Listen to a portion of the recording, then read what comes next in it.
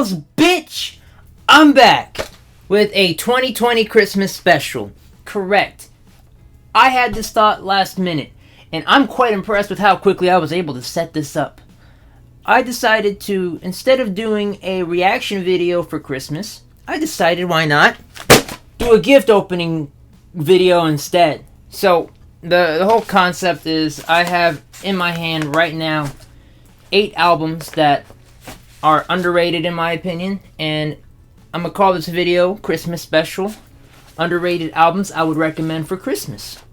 You know, I work at Carvana. It's a car company, and what I do all day is I tape up cars and wrap them and prepare them to get painted. So I'm surprised as you are by how fucking shitty these are. Look at this shit. Granted, I didn't really try that hard. You would think, wrapping shit up daily for my job, I would be able to do this shit real quick and real good. That ain't the case, man. That ain't the case. So I have these wrapped up, so obviously I don't know what I'm opening, but they are in no particular order. I'll start with this beautiful wrapped one. Yeah, so I decided that this would be a good idea. I can only imagine the trash that's being produced from this here. And literally, I could have just got the album. Alright, so first album on the list, I guess, is The Eminem Show. No surprise. Well, you see, I think this album is super underrated.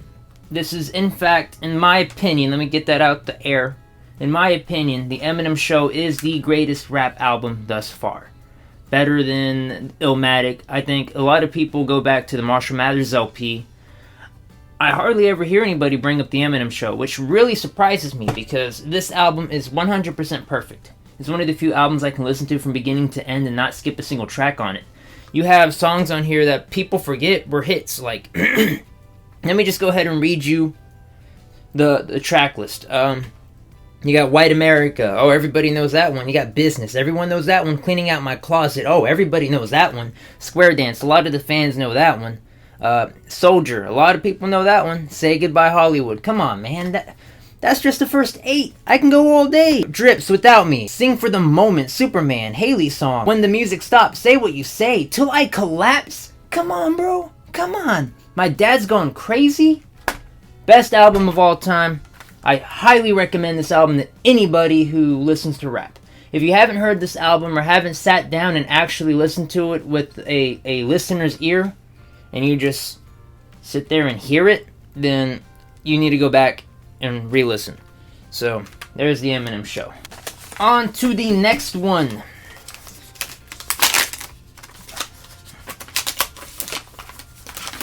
Alright. So, this bad boy. This is one of the albums that I think are super underappreciated. So this artist I would say but I think it's been a year. This artist released this album a year ago. And I listened to it, and it is the first album in probably years, with an exception of anything Eminem drops, because I already said I'm a big Eminem avid listener. I'm a big Eminem dick rider. But with an exception of Eminem, this is one of the first albums in the last probably 5-6 years that I actually enjoyed listening to from beginning to end. I cannot skip a song on it. They are all absolutely terrific. Some are more terrific than others, but even the weak songs on here that seem like filler, they're fucking bangers, man. They fucking bangers.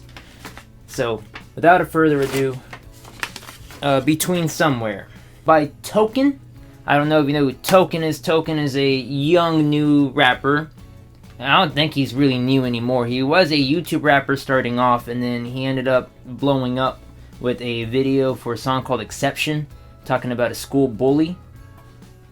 This album really goes back, and he really looks on his life as he is now, in between fame and in between underground, because that's where he is, or where he was at least a year ago, because he was making money off merch, off touring, off of the music that he was making, but he wasn't famous enough or making enough to be like a commercial rapper. So he was in between a rock and a hard place, hence the title, Between Somewhere.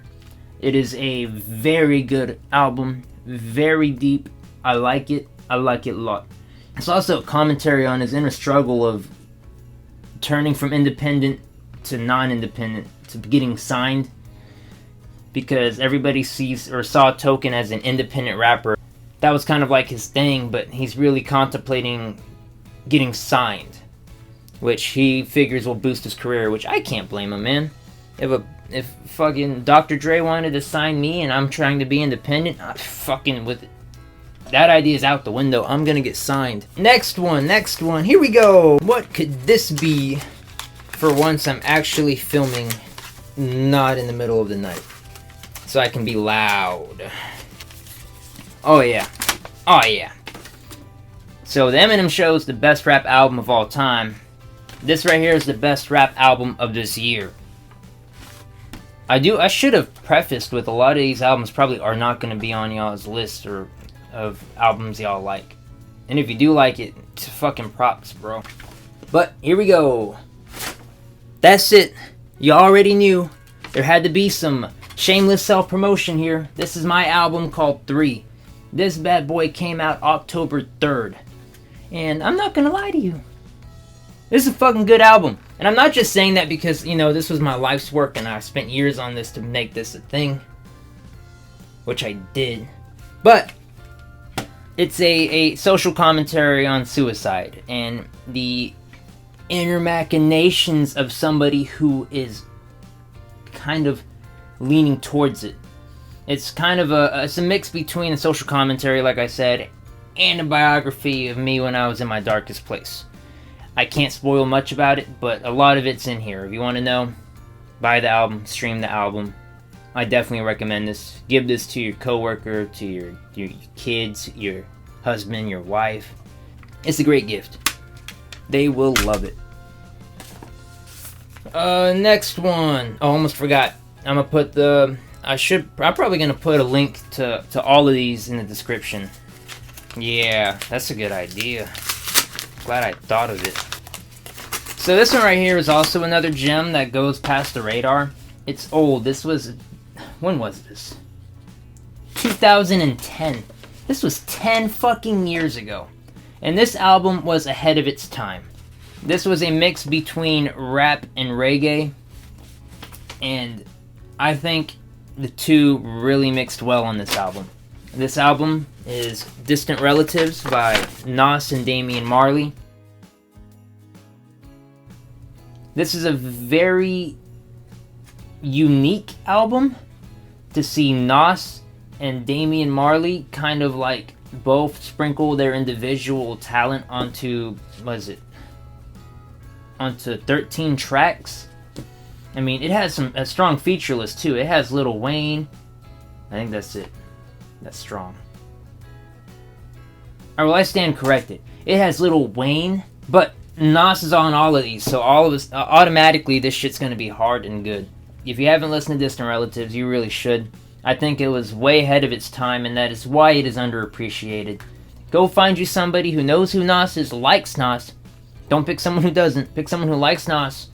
And that same person, if they like reggae, slip them this into their stocking, because nothing says Merry Christmas like reggae rap. Next one. I'm so concentrated. I'm excited. I'm getting tingles. Or is it shingles? Alright, so this album I recommend because this was a major influence. Again, not on my music per se, but my career. This is the album that really pushed me to do better. Boom. Who'd have thought? Prime. If you haven't heard this album, you should.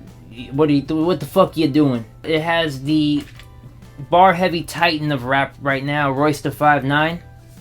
If you don't know who Royce da 5'9" is, do your research. Look him up. If you like Eminem, you should know who Royce da 5'9" is. And DJ Premier, who is a DJ, but he's also a producer. He samples a lot. That's really what he does. He takes samples and makes them into beats, like he did for Biggie and Kick in the Door. I'm kicking the door, waving the 4-4. They even have an homage to that in here. Royce da 5'9" kills it. Adrian Young is the one that they I'm pretty sure he's one they take the samples from. I may be wrong, don't quote me on that. And then DJ Premier with the scratches. And let me tell you, does he scratch? He scratches. But this is the album that we went, this is the album that they toured with. Royce da 5'9", DJ Premier, when me and RTP met them in person. It was a life-changing event, and I will never forget it. I talk about it in my music, and he does too occasionally. Off to the next one! Wow, 3 to go. The pacing in this is immaculate. Alright, so this one's a little out of range for my type of content, I guess. I do have a lot of these, so a lot of people assume I only listen to rap.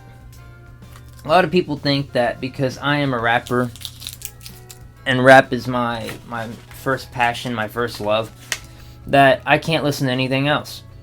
And in fact, I would have to say that they're fucking stupid. Why would I say that? A lot of my music is not inspired by rap, really. If you were to listen to 3, about half the songs on there, I mean, all of it's rap. I'm not gonna pull some bullshit to Pimp a Butterfly where there's half rap and half other shit. It's all rap. But half of it is like rappity rap that you would hear from other artists in the game right now. And the other half seems to lean more towards alternative, which I do enjoy alternative. I love me some alternative music. Alternative, rap, rock. I listen to quite a bit of sad boy music, which I guess this also qualifies as. Anyway, I digress. This right here is Benny's new album, Hey UX. Now, I believe it or not, I ran into Benny not through fucking TikTok. I don't do TikTok. What do I look like, a goddamn loser? No. Don't answer that. It's really more of a take on life. I believe that the person that she's referring to in the song isn't a person per se. I think it's more towards the fascination of death. It seems to be more of a like a love song to death, and she can't decide whether she loves it or she's scared of it. Really, really mind-opening. I say mind-opening, but it's more really stimulating. On top of that, Benny seems to be an artist that actually enjoys singing. Singers these days, they tend to stick to a certain pattern, a certain formula, a blueprint, and they never go outside that. Benny seems to break the mold on every song. Her melodies are out there, her melodies are creative, her voice, the way she shapes it to fit to either the instrumental or to the mood of the song, it's magnificent. This is one that I recommend to everyone also. It's a little bit on the sad boy side, but it's okay. It's a girl singing, and I understand. I'm a sad boy too. Alright, 2 more to go. I probably shouldn't do that. I'm gonna break my fucking albums. This is the only Christmas shirt I have. Christmas isn't really my thing. My favorite holiday is Halloween. Alright, here we go. Another one that's not technically rap, but fuck you. It is Trench. Now this one's a tough one. I had a tough time picking this one. It was between this one or Blurry Face. Now, you can't really look over there, but I have like the 2 biggest albums that inspired my music today up there. And it's the Eminem Show and Blurry Face. I might take a picture of that and post that here. Fucking Christ, I forgot about this part, and now I have forced my hand to get up out of goddamn bed and take a picture of this shit. Here we are. Boom. But Blurry Face is by far the best 21 Pilots album in my opinion. But commercially, Trench did better, and Trench was well received. I think if I show Blurry Face to like 10 people, only a handful will actually appreciate it. But I've noticed a lot more people appreciate Trench. So Trench is how would I describe Trench? Trench is it's another flirting with death type album. And there's really no explicit content in it, like cussing. Tyler Joseph tends to veer away from anything edgy. It's more of metaphors, really. But Tyler Joseph and Josh Dun have really inspired a lot of my music. Basically with the dark undertone that they put in all their songs that I thoroughly enjoy. That's kind of why a lot of my more recent shit's been darker, which I enjoy way more than any uppity shit. And I probably have 21 Pilots to thank for that. Or my fucking state of well-being. For real, go listen to 21 Pilots. There's actually a story being told amongst this album. And in fact, it has also been mentioned in Blurry Face, the previous album. So, if you are interested in that, look it up. It's actually pretty gnarly. Is that what you kids say these days? Gnarly? Hey man, if I'm being cringy to you and you don't like it, why the fuck you here, bro? I did that wrong. Let me try that again. So the best part about this one right here is it's free. You don't have to buy this. You can literally download it, put it on a disc if your computer even has a disc burner. Welcome to 2020, I guess. And you can give this to someone for free at no expense at all. This bitch is on audiomack.com. This is a mixtape, and by far one of the greatest mixtapes to have ever touched the online web. This is RTP, Retro the Prodigy. This is the guy that I rap with. He is my cohort. And this is a mixtape that I'd say, spent quite a bit of time on. This was his last mixtape. And I don't mean like he's done with rap. I mean, he might be for all we know, but he's not done with rap. But this is the latest mixtape he made. It's called Thy Kingdom Come. There's a lot of songs on here that I resonate with, and I'm sure a lot of y'all would resonate with. And he has a fire-ass, a bomb-ass feature list on this shit, bro. Like, for real. The features he has on this trump everything. I mean, obviously, besides the entire project, but need to go give this one a listen. Your boy is on it. That's me. And I think this is a perfect place to end it off. All the links to these albums and mixtape will be in the description below. Merry Christmas. Stay safe out there. COVID is real. It is a thing. Please try to limit the amount of people you interact with. And please try not to get your grandparents sick with COVID. That I would hate for that to happen. And I guess that's it. Ho ho ho.